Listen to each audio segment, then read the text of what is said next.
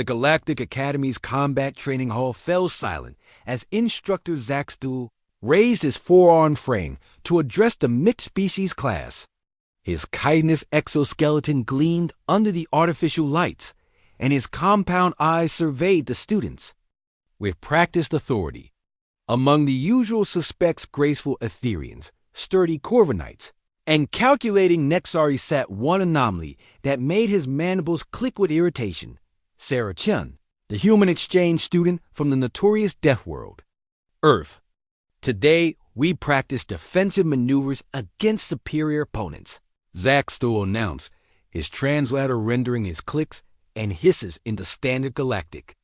As always, safety protocols are in effect. Minimal force only. The other students nodded respectfully. Sarah simply sat cross-legged on the floor, her dark eyes observing with an intensity that unsettled the veteran instructor. In his 3 decades of teaching, he had never encountered a species quite like humans. Their homeworld was classified as a Class 12, Deathworld, a planet so hostile that most galactic council members required environmental suits just to survive its atmosphere. Yet here sat this small, soft-looking creature, no bigger than a juvenile Corvinite, acting as if she belonged among the galaxy's warrior races. "Miss Chun," Zach Stuhl called out, his voice carrying that particular tone instructors use when they wanted to make an example. "Since you're our special guest from the infamous Terra, perhaps you'd like to demonstrate human combat techniques." Few students chuckled nervously. Everyone knew the stories about Deathworlders' wild tales of creatures that survived by eating poison, drinking acid, and wrestling with apex predators for fun. But looking at Sarah, with her unblemished skin and casual demeanor, those stories seemed like obvious exaggerations. Sarah stood slowly, brushing dust from her simple training clothes. "If you insist, instructor." "Excellent. I'll be your opponent." Zach Stuhl moved to the center of the practice mat, his forearms flexing menacingly. At nearly 3 meters tall and weighing twice as much as any human, he cut an imposing figure. "Don't worry, little Deathworlder. I'll go easy on you." The other students formed a circle around them. Keshlin, an Etherian with gossamer wings, whispered to her Nexari companion, "This seems unfair. She's so small."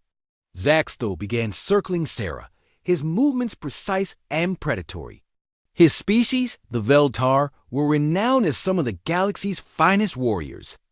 Their four-armed anatomy, reinforced exoskeletons, and lightning-fast reflexes made them natural fighters. Against a soft pink human barely half his size, this would be over quickly.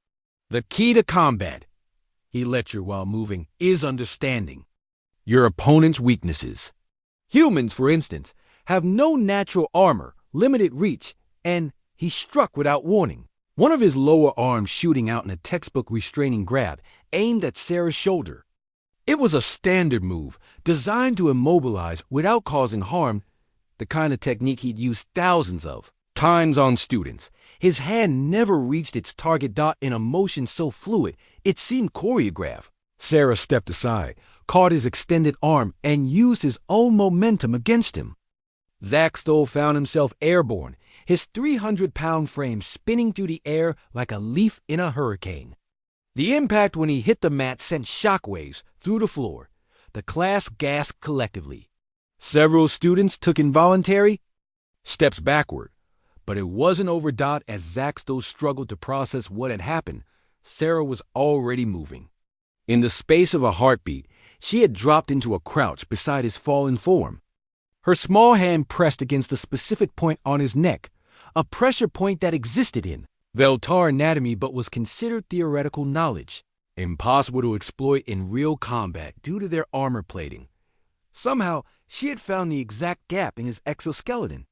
"Sleep," she said quietly. Zach Stuhl's world went dark. The silence that followed was deafening. 23 students from across the galaxy stared in shock as their feared instructor lay unconscious on the training mat, felled in less than 30 seconds by a creature they had dismissed as fragile. Sarah straightened up, her expression unchanged. She wasn't even breathing heavily. Is he dead?" stammered Torvak, a massive corviknight whose species was known for their durability. "He's fine," Sarah replied, checking Zaxtel's pulse with practiced efficiency. "He'll wake up in a few minutes with nothing worse than a bruised ego." Keshelin's wings fluttered nervously. "How did you know where to strike?" "Veltar anatomy isn't taught until advanced xenobiology courses." Sarah shrugged. "Pattern recognition. Most humanoid species have similar vulnerable points once you account for skeletal differences. Your instructor made the same mistake everyone makes with humans." "Which is?" asked the Nexari student, his analytical mind racing to understand what he had witnessed. "Assuming that because we evolved on a Deathworld, we survived through strength alone." Sarah walked back to her original spot and sat down cross-legged again. "Earth didn't make us strong, it made us adaptable. We learned to hunt creatures 10 times our size, to survive in environments that would kill most galactic species, to find weaknesses in anything that threatened us." She gestured toward the still unconscious instructor. "He's bigger, stronger, and better armored than me. In a straight fight, he'd win every time.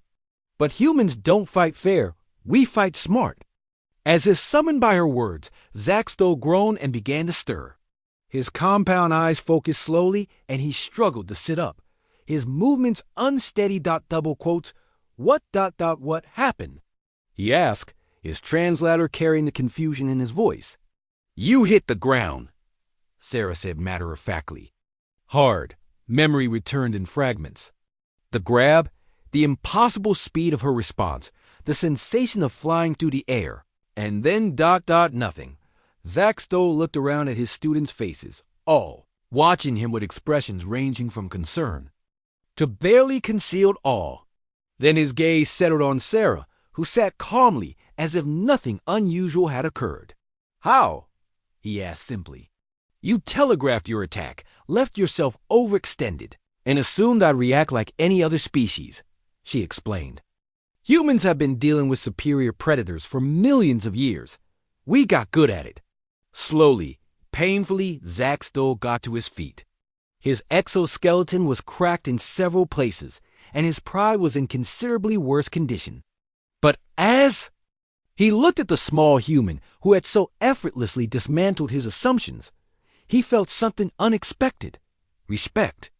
"Class dismissed," he announced quietly. "Miss Chun, please remain behind." As the other students filed out, chattering excitedly about what they had witnessed, Zaxtel approached Sarah more carefully than before. "I apologize," he said formally. "I underestimated you." Sarah nodded. "Most people do." "It's not entirely your fault. Humans are kind of weird by galactic standards." "Indeed." Zaxtel paused, then asked a question that had been burning in his mind since he regained consciousness. "What you did to me, is that common human knowledge?" "Basic self-defense, yeah. Most humans learn something similar growing up. We have to our world doesn't give us much choice." The instructor was quiet for a long moment, processing this information. Finally, he spoke again. "Would you be interested in teaching a class? I believe my students could learn much from human perspective on combat." Sarah smiled for the first time since the encounter began. "I'd like that." As they walked toward the exit together, Zaxtel couldn't help but reflect on the lesson he had learned. The galaxy was full of warrior races, species that had evolved strength, speed, or natural weapons. But perhaps the most dangerous predator of all was the one that had evolved to think it's way out of being prey. The Deathworld girl had taught him that in 30 seconds flat,